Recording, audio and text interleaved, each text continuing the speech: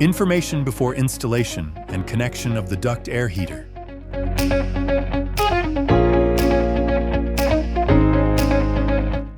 Operating conditions. Installation. Installation is possible in almost all positions, except when A. The installation position is horizontal and the connection box is facing downward. B. The installation position is vertical and the airflow is directed downward. Install the round duct heater in accordance with the airflow direction, as indicated on the housing. In heaters with PS functionality, the PS pressure switch must always be installed in a vertical, wall-mounted position.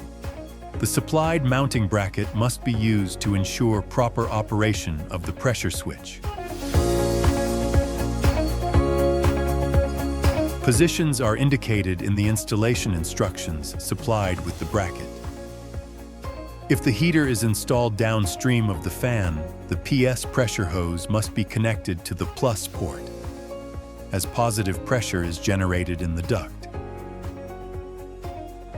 If the heater is installed before the fan, switch the hose to the minus connection.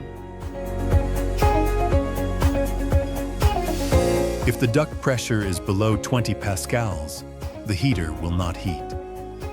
Control system. This heater is equipped with one external supply air temperature sensor. The heater has integrated PTC airflow sensor and PS differential air pressure switch.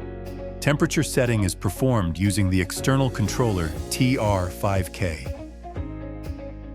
Installation and connection of the supply air temperature sensor.